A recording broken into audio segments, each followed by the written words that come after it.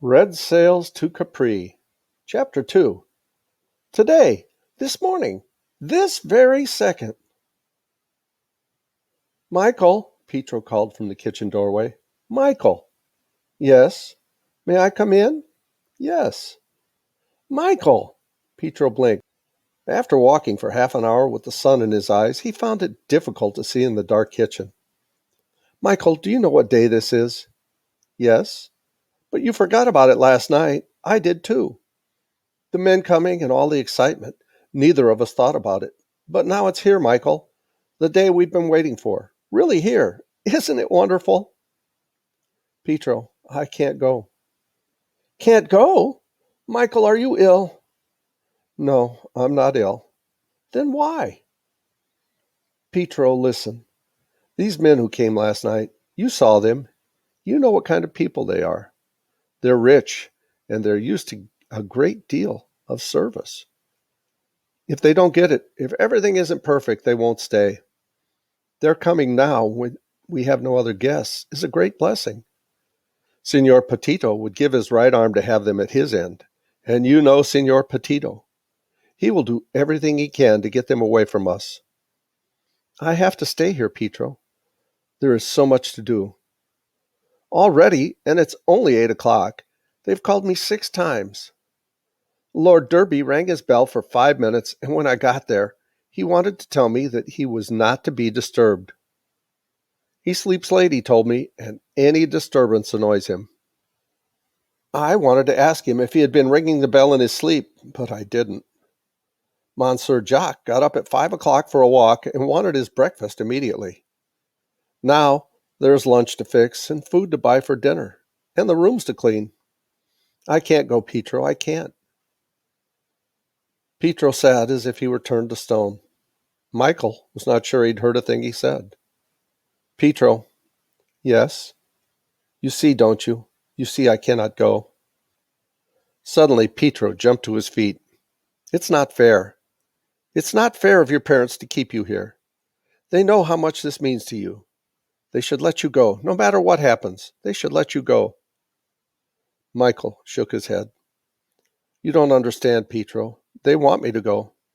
My father had tears in his eyes when he talked to me this morning. But these men, if they had been sent from heaven, they could not have been more welcome. If they stay 2 weeks, we can paint the inn. 4 weeks, we can repair the patio. 6 weeks, Petro, if we could keep them for 6 weeks, my father says we could put some money away in the chest. Money in the chest, Petro. Do you know what that means? When my grandfather lived, there was money in the chest, but not since then. My father and mother have worked hard all their lives, but always there was never quite enough. For food, for clothing, to keep the inn. Never quite enough. To have enough and a bit left over. Don't you see, Petro, how wonderful that would be? Petro's eyes flashed. Why did they have to come this week? They could have come last week or next week or a year ago or 2 years from now. Why did they have to come on November the 1st, 1826? We're 14 years old, Michael, and in all those 14 years, there is 1 week when we can go to Naples. 6 months ago, Solero said to us, the first week in November I go to Naples. Would you like to go with me? Would we like to go with him? It is something we have dreamed about all our lives, and since Solero asked us to go with him, we haven't talked or thought about anything else. Who knows when we will ever get another chance? How many people on Capri have ever been to Naples? Has my mother? No. Has my father? No. Have your mother and father? Yes. When? They were born there. Petro nodded. If you are poor and live on Capri, there are 2 ways to get to Naples. You can be born there, or you can go with Solero. Perhaps Solero will go again. Go again? Petro laughed. He has not been there for 10 years, and he goes now only because his sister is getting married. Maybe he has another sister. Petro nodded. Another sister named Margarita.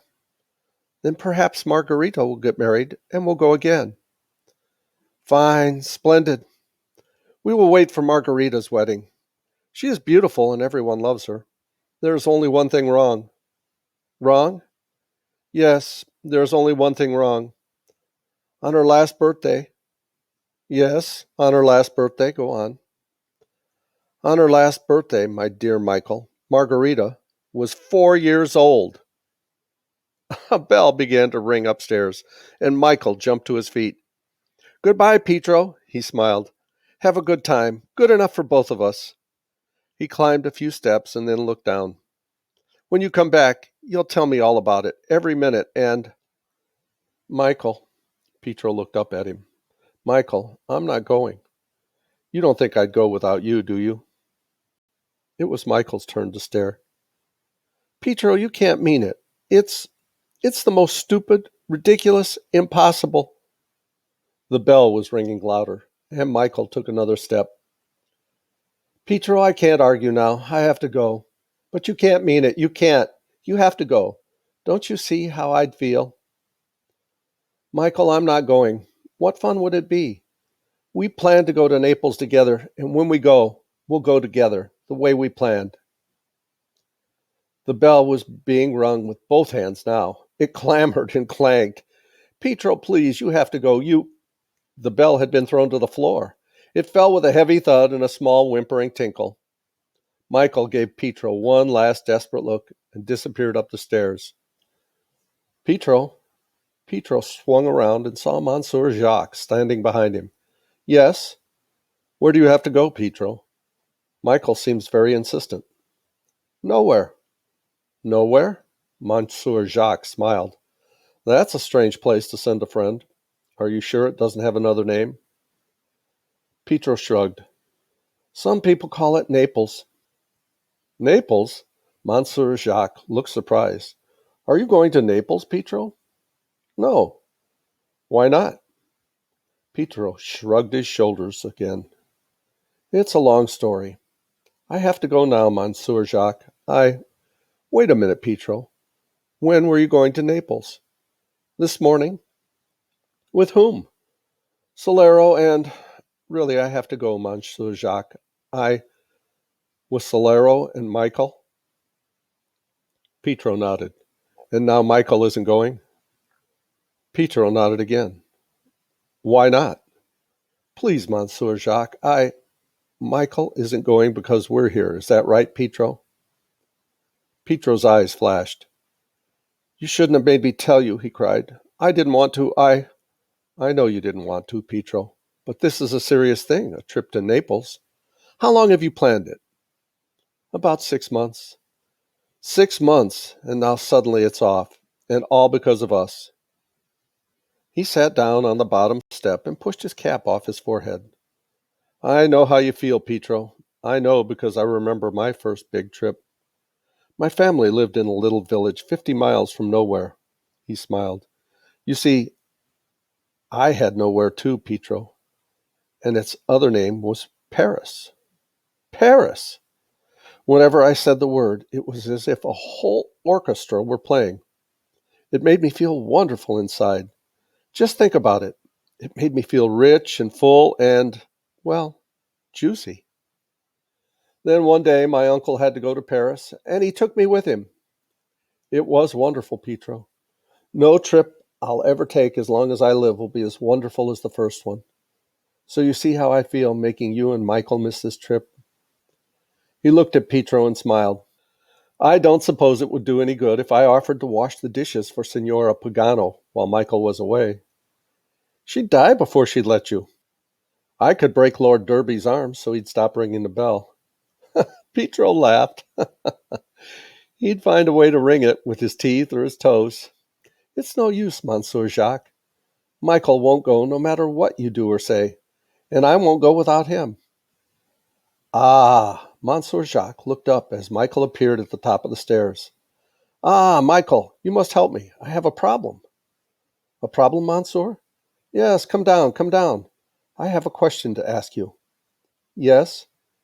If you were a man, Michael, a rather nice man, let us say, a man with a good heart, A man who liked to be happy and liked to see other people happy, and you'd cause two boys to miss a trip to Naples. What would you do?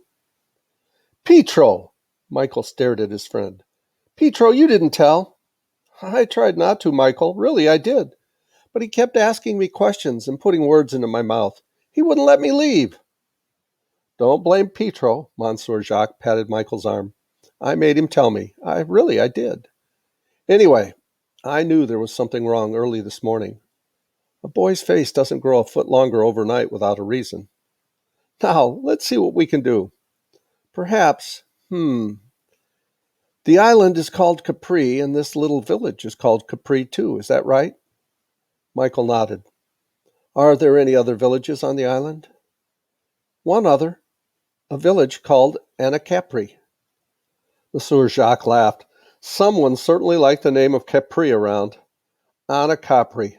Anna. I believe that is a Greek word meaning up or upward. Is Capri up from here? Up? Both boys laughed. Up? Would you say that 784 steps was up? 784 steps. Impossible!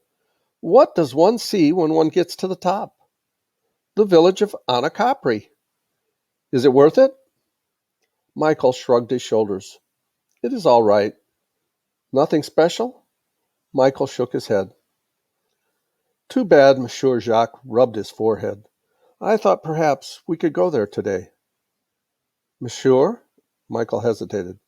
Monsieur, I'm afraid you don't understand. I can't leave the inn today. Naples, Capri, it doesn't matter. But if you went to Naples, you would be gone a week. This would be only a part of a day. Michael shook his head. Even for part of a day, it is impossible. My father needs me here at the inn. Really, monsieur, I am needed. He isn't being unreasonable. He wants to be sure that you and Lord Derby and Herr Nordstrom are happy and... Ha! So I must be happy, must I? Whether I like it or not, I must be happy. Monsieur Jacques rubbed his forehead again. Well, now, let's see. What would make me happy? Boys! He put his arms around Michael and Petro. Boys, I have it. Michael, where is your father? He was in the patio the last time I saw him. Good. Wait here. I'll be back in a few minutes. As Monsieur Jacques left the kitchen, Michael started up the stairs 2 steps at a time. Come on, he waved to Petro. Come on, quick. We can see and hear everything that goes on in the patio from the upstairs window. Hurry. I want to know what he's going to do. The 2 boys leaned on the windowsill. Michael was right. Monsieur Jacques' words came up through the window as clearly as if he were talking to them instead of Signor Pagano. Signor Pagano. Yes, monsieur. You were right. Right? Signor Pagano looked pleased. It was nice to be told that one was right, especially by someone you wanted to please. Yes, Monsieur Jacques? Yes, Signor Pagano, you were right. You said last night that this was a quiet little village, half asleep in the sun. You are very right, Signor Pagano. You like our little village, monsieur? Signor Pagano beamed. No. The smile faded from Signor Pagano's face. You're not pleased with it, monsieur? Not pleased a bit. On second thought, Signor Pagano, I don't think you were right after all. You said the village was half asleep. Look again, Signor Pagano, look again. It is not asleep. It is dead, absolutely impossibly dead, and I am bored. I am sorry, monsieur.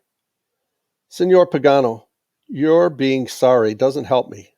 In fact, it makes me more bored than ever. I like gay, happy people around me. I'm bored with dead villages and sorry people. I think I shall leave tomorrow. No, tonight. I shall leave tonight.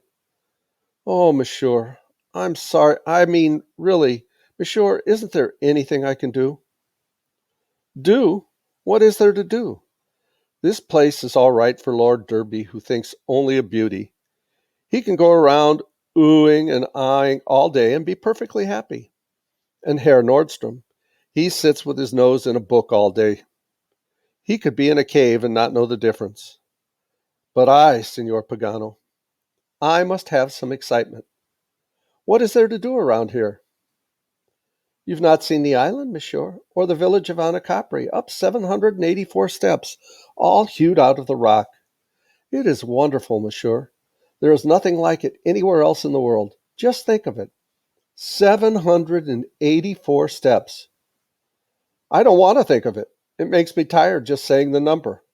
Climb 784 steps? What do you think I am, a goat? A goat? That's it, a goat. I never thought of it before. Capri is a Latin word meaning goat. No wonder everything around here is named Capri. One must be a goat to live here, Signor Pagano. The men who discovered this place realized that. The island of Capri, the village of Capri, and Capri. Capri, Capri, Capri. Everywhere one turns. But I, Signor Pagano, am not, thank heavens, a goat. And not being a goat, I see no reason to spend any more of my time here on this mass of rocks. There is the water, monsieur. Do you not like to swim? Had God wanted me to climb mountains, Signor Pagano, he would have given me hooves. Had he wanted me to swim, he would have given me fins. There are boats, monsieur. Boats? Yes, boats. Perhaps you would like to sail around the island. It is beautiful, I assure you. People come from all over the world just to make the trip. Surely you would not want to leave without seeing it. Well, could I get a sailboat for you, monsieur? Signor Pagano said eagerly. There is one on the island for hire. I have my own boat, thank you. But you could not sail it alone. That is right. I would need some help. I could get someone to help you. Could you? For the first time during the whole conversation, Monsieur Jacques gave Signor Pagano an encouraging glance. Could you? Someone who knows the waters? Someone who has spent a great deal of time on the beaches? There is Ricardo. Ricardo? A fisherman. I hate fishermen. They smell of fish. That is true, monsieur. Signor Pagano tried to look patient. Then there is Giulio. Giulio? A sailor. I hate sailors. But, monsieur, I said I hate sailors. Very well, monsieur. Let's see. There is, monsieur, I have it. The very one. Not a fisherman? No. Not a sailor? No. He knows the waters? He lives in them. Monsieur Jacques looked quizzical. Not a fish? Not a fish. Not a goat. Not a goat. Is his name Capri? Signor Pagano laughed. No, not Capri. Good. All this place needs is a family by the name of Capri. I can just hear it. This is Signor Capri, who lives in the village of Capri on the island of Capri. Every morning he goes up to Anna Capri. This is his wife, Signora Capri, and his children, Mario Capri and Fernando Capri, and the baby, the joy of their life. They have named Capriccio Capri. Signor Pagano laughed. You do not have to worry, monsieur. This is a boy, and his name is Michael. Michael? Monsieur Jacques looked surprised. You think he is too young? Signor Pagano asked, looking worried. Perhaps. But really, monsieur, I assure you he is not. He knows the water better than anyone I know. He lives in them, swimming and sailing. There is not a rock or a reef he doesn't know. Even the ripples mean something to him. He reads them like a book. Really, monsieur, you could not find a better guide in the whole island. Then why didn't you tell me about him at first? Monsieur Jacques looked furious. Why all those fishermen and sailors, Ricardos, Giulios? Well, said Signor Pagano hesitantly, you see, Michael, for all his love of the water, is really a good boy, very good. He's a great help to his mother and me, a great help, and at a time like this, with guests to be taken care of. You do not want him to go with me? Oh, no, monsieur, I do not mean that. I want more than anything else to make you and your friends happy. If taking Michael with you will make you happy, that is all that matters. I still think he might be a little young. Oh, monsieur, I assure you, perhaps if he had a friend, another boy who could go with us, I would feel a little better. Does he have a friend? Yes, monsieur, a very good friend, Petro. Then I shall take him too. Signor Pagano shook his head. That is impossible. Impossible?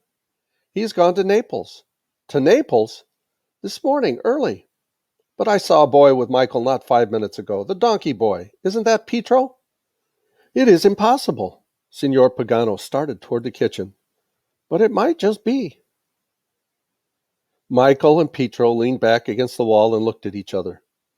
That boat! Michael took a deep breath. Have you seen it, Petro? It is more wonderful than anything I've ever seen in all my life. I never dreamed I'd have a chance to sail in it. Petro, this is better than going to Naples. Naples will wait for us, and anyone can walk on our streets. But when does a poor boy get a chance to set foot on a boat like that? When, Petro? Petro grinned. Why, today, Michael. This very morning. This very second, stupid. Come on. Can't you hear your father calling? And we'll continue with Chapter 3 in the next video. Thanks so much for listening. I hope you're enjoying the story. If you have, please reach down, click like, and subscribe. I love you guys. As Tigger says, ta-ta for now.